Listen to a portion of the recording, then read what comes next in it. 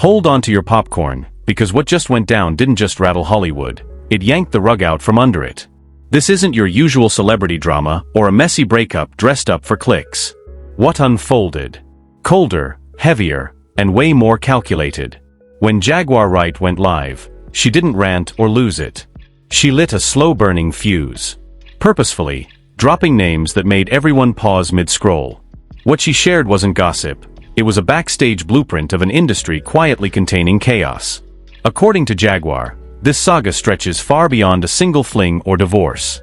She painted a hidden long-running system, built on silence, legal firepower, and secret agreements, where the big players allegedly made decisions off the record, leaving others to pay the price without even knowing what they'd walked into. At the center?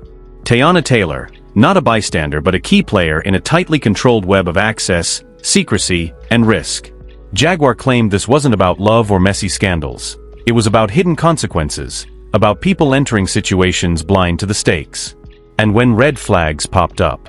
According to her, honesty wasn't on the menu, containment was. Lawyers swooped in before conversations could even start. NDAs weren't protection, they were muzzles, and public narratives were pre-written before anyone could process their emotions. The goal, she suggested, wasn't accountability. It was keeping the machine humming without a hitch. Fallout?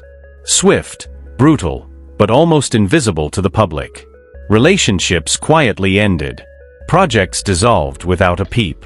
Careers stalled without scandal. To fans, it looked like timing, burnout, or personal choices. Jaguar insisted it was none of that.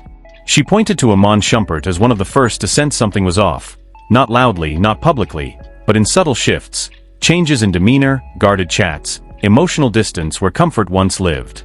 Outsiders saw nothing. Those paying attention noticed everything had changed. As her story unfolded, more names slipped in, not as direct calls-outs, but as threads weaving into the same web of silence and hidden danger. The story's weight didn't come from what was said aloud, but from the implications. These people were all orbiting something never meant to see the light of day. Then came the moment that froze the room, a name so monumental. That Jaguar Wright didn't need to accuse anyone. The implication alone screamed how vast and deeply rooted this alleged network might be. According to Jaguar, when private alarms rang, Hollywood did what it does best. It locked arms. Reputation managers synced with legal teams. Conversations were choreographed or avoided entirely. Nothing leaked. Everything was sealed, accessible to only a select few. And those files? She claimed they explained years of fan questions left hanging. She also dove into the emotional fallout, especially for anyone unprepared for the industry's underbelly. In one vivid example, she described a noticeable shift, confusion, anxiety, emotional unraveling that went far beyond heartbreak. Not weakness, she emphasized, but a flashing warning, a signal that someone had realized far too late they'd been pulled into a storm much larger than themselves. And according to Jaguar, the industry doesn't handle that kind of distress with care. It answers with distance. Suddenly the person is labeled unreliable, their emotions branded a liability. Doors don't slam dramatically, they just stop opening. According to Jaguar Wright, the same script played out over and over. No explosive scandal, no headline-grabbing meltdown, just quiet detachment. Invites drying up, vibes shifting, relationships cooling off. To the public, it looked routine. Behind the curtain, she alleged it was carefully choreographed. Jaguar described a hush-hush infrastructure built for damage control, private sit-downs, tightly scripted advice, and absolute avoidance of anything traceable in writing. Not to shield people, she claimed, but to shield power. During this stretch, she said constant motion was everything. Packed calendars, non-stop flights, back-to-back appearances, because stillness sparks questions, and noise drowns them out. When rumors bubbled online, they mysteriously faded.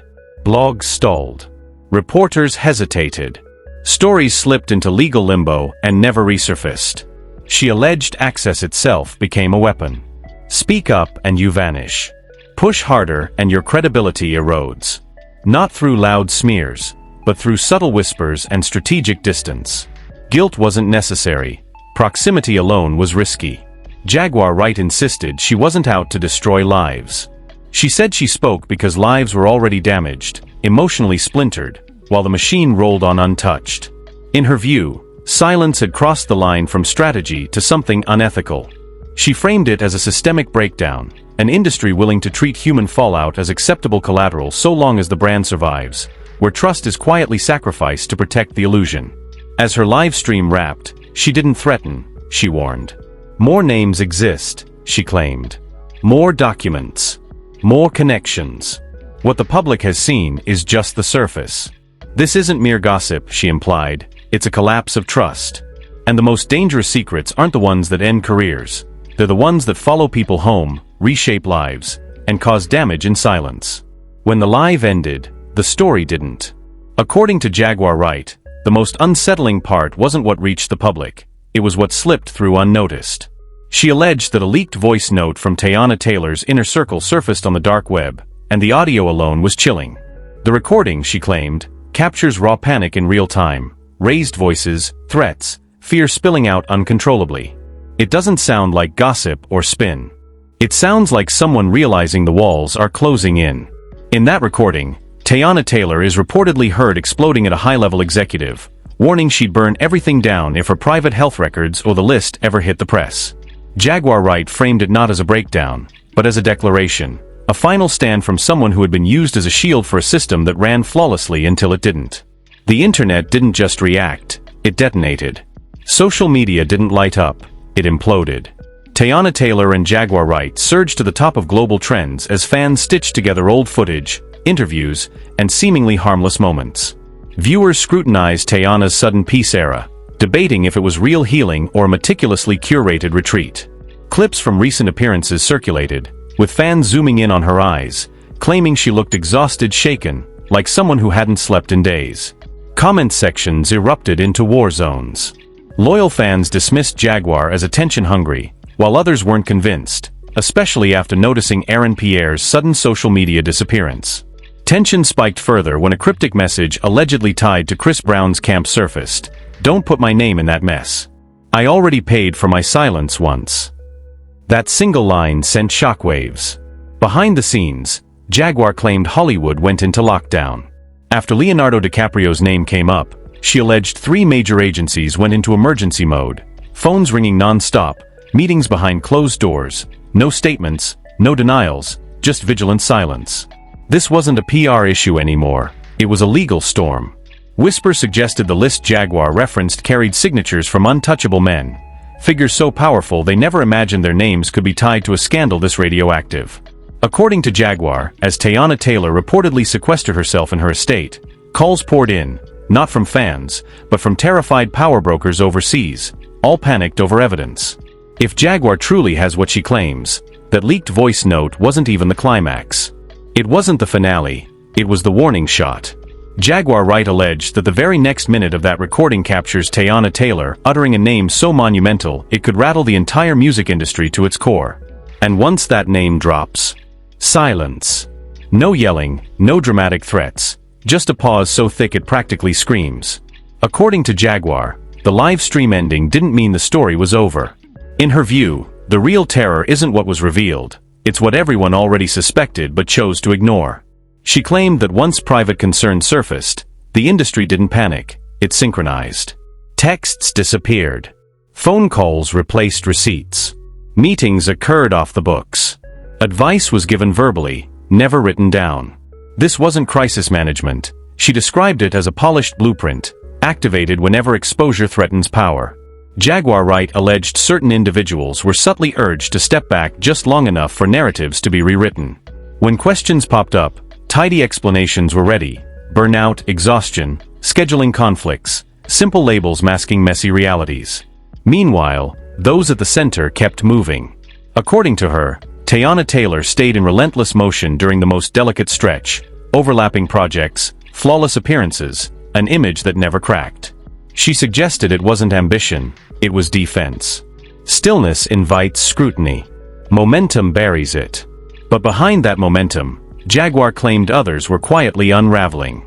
She circled back to Aaron Pierre, saying what the public dismissed as mood swings or distance was something far deeper: confusion without context, anxiety without explanation.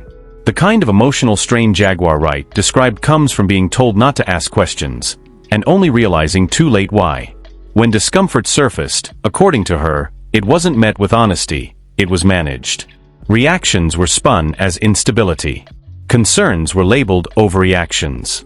And once that label stuck, credibility quietly evaporated.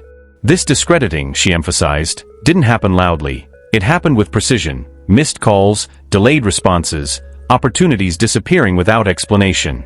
Not enough to fight back, just enough to isolate. She claimed the same quiet withdrawal surrounded Iman Shumpert. No accusations, no headlines, just a gradual push out of spaces where questions might arise.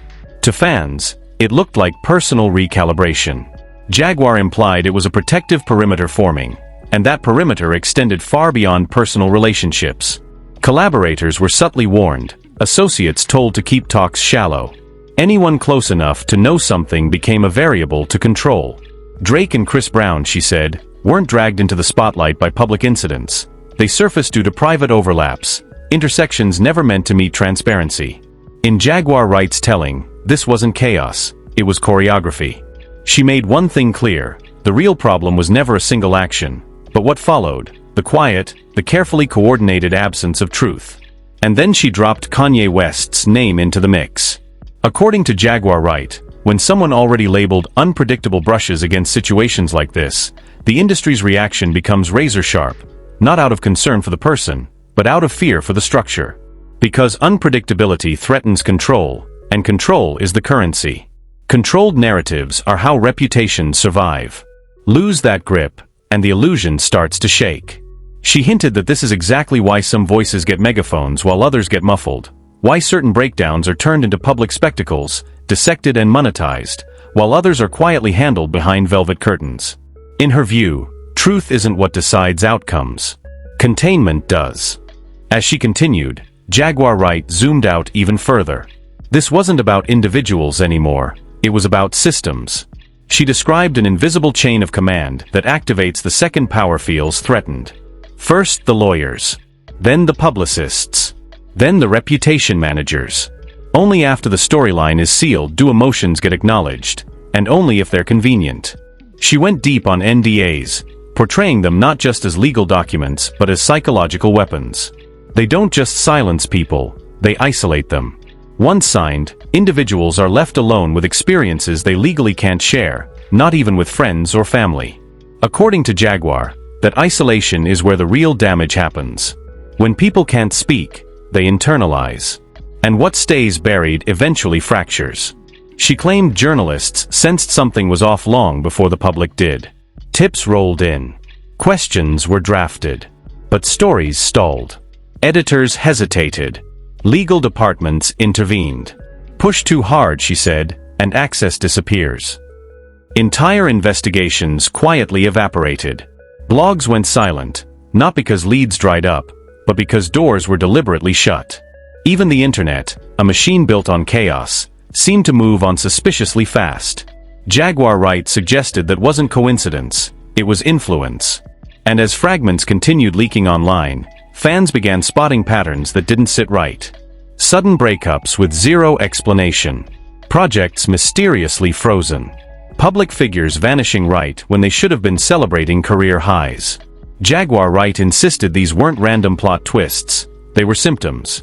Symptoms of a machine that protects continuity over accountability. She was careful to clarify this wasn't about turning one woman into a villain or giving powerful men a free pass. In her telling, it was about exposing how quickly real human experiences get minimized when they threaten profitable images. According to Jaguar, some individuals were quietly nudged toward support, while subtly, sometimes explicitly, being told to stay silent. Not because speaking was wrong, but because it was inconvenient. She called that silence what she believes it truly is, coercion. As the live stream continued, the energy shifted. It stopped sounding like a tea spill and started sounding like a siren. What she shared, she claimed, barely scratched the surface. The names mentioned? Just fragments of a much bigger web. And the evidence, she argued, doesn't live only in messages. It lives in timelines, in behavioral changes, in moments the public shrugged off as coincidence. Her warning was blunt. When silence becomes policy, damage multiplies quietly. Near the end, Jaguar Wright addressed the backlash she knew was coming. She admitted she'd be labeled bitter, unstable, attention-seeking. She said that narrative was predictable and convenient, because when truth comes from someone already dismissed, ignoring it becomes effortless. But brushing it aside, she warned, won't erase it. According to her, the industry is already cracking, not on red carpets, but behind closed doors. Trust is thinning. Conversations have shifted. People are watching each other differently now. Once secrecy is named, she said, it begins to lose power. Her closing words didn't feel like a goodbye. They felt like a door creaking open. This wasn't about ending careers, she insisted. It was about confronting a culture that discards people once they stop being useful. A culture where silence earns rewards and honesty gets punished. More details will surface, she warned, not out of desire, but because systems built on secrecy inevitably implode. Hollywood, in her words, is stepping into a moment it can't fully script.